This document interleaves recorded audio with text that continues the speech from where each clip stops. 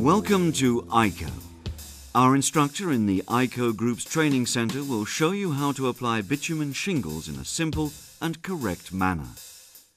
Please refer to the attached manual for more detailed information. Safety is one matter that is not covered during this demonstration, since requirements vary from one country to another. You should check this yourself. With the help of 9 modules, we will give you an overview on how to do the job correctly.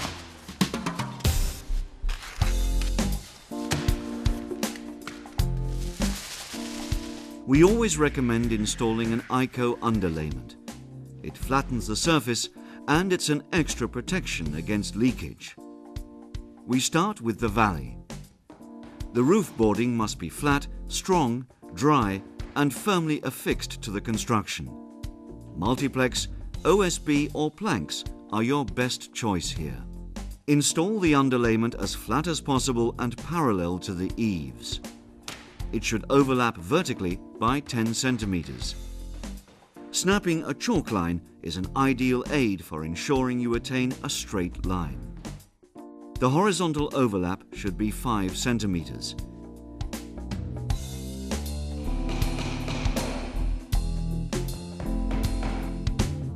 The underlayment must be glued onto the drip edges with ICO shingle stick, and we finish off the eaves with an eave profile.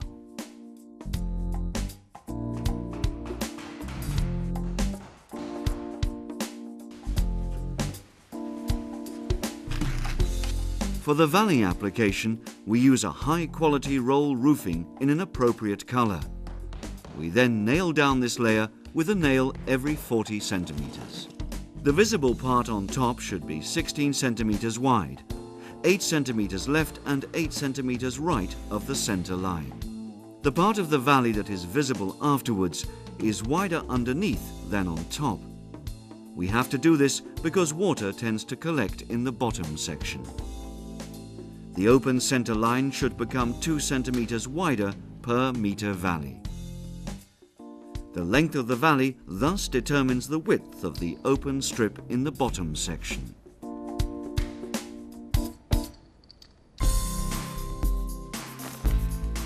In this module, we'd like to show you how ICO armor glass shingles are applied.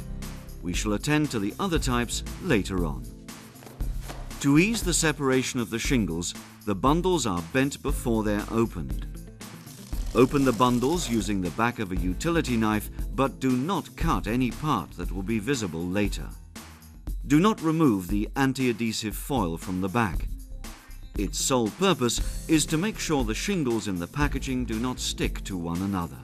Mix shingles from various bundles to avoid color blocks being visible once the roof is finished. This is important.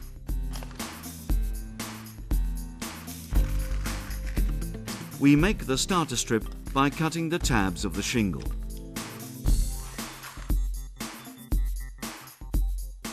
The resulting strip should hang roughly 1 centimeter over the eave.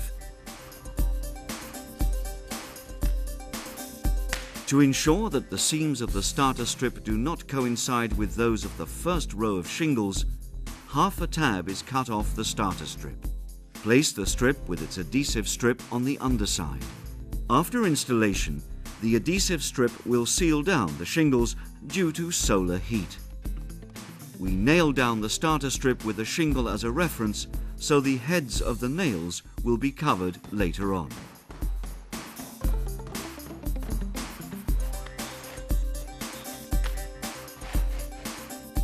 The starter strip is cut along the chalk line in the valley.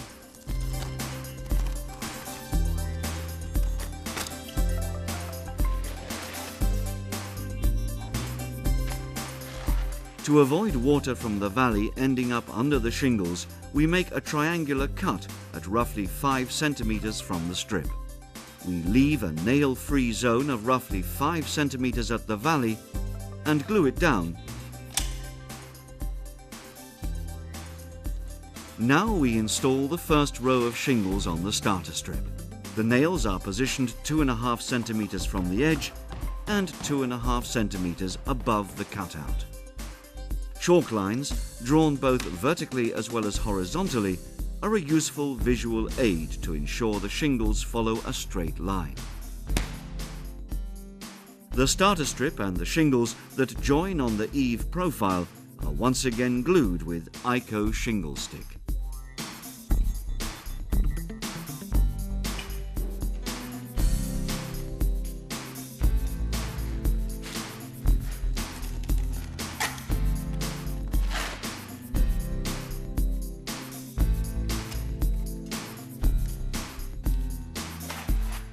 Shingles should always be installed diagonally and thus are shortened by half a tab each time.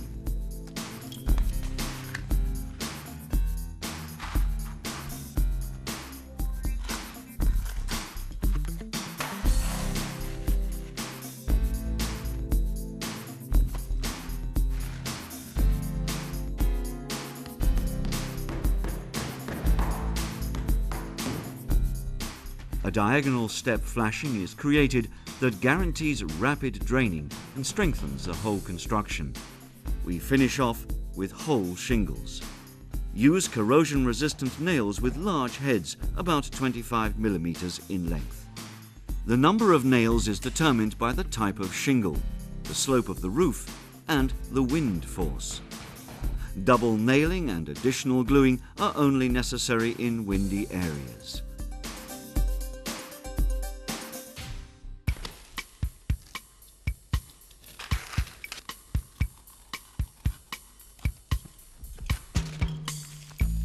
As we can see, the underlayment is installed with the edges sticking up against the chimney. Shingles are fitted in tight against the chimney. The professionally manufactured step flashing is then placed from the bottom up, alternately with the shingles. So first a shingle is applied flush with the chimney, then the first piece of zinc is placed on top of it, another shingle is placed on top of that, followed by a second piece of zinc. This process is repeated until the chimney is completely covered.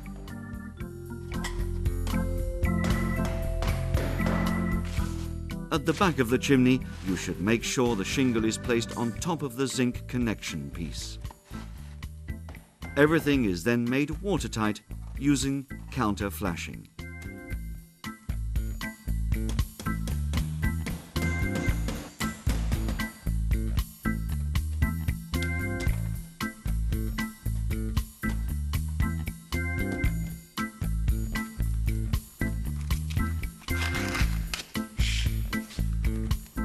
The hip and ridge pieces are cut from the shingles and installed using a chalk line. They are then nailed down roughly 2.5 centimeters under the adhesive strip and 2.5 centimeters from the edge. You'll find everything you need in the bundle.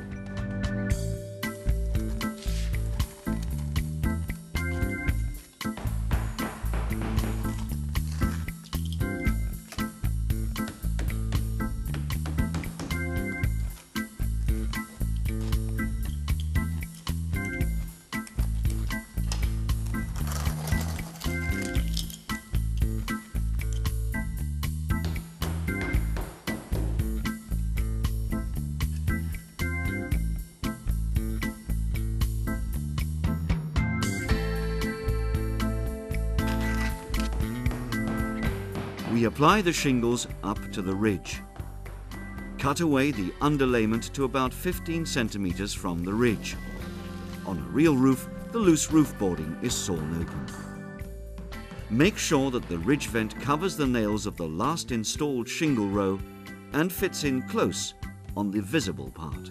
Secure the vent with long corrosion-resistant nails with large heads. The ridge pieces that will be installed on top of the vent are similarly fastened with long nails.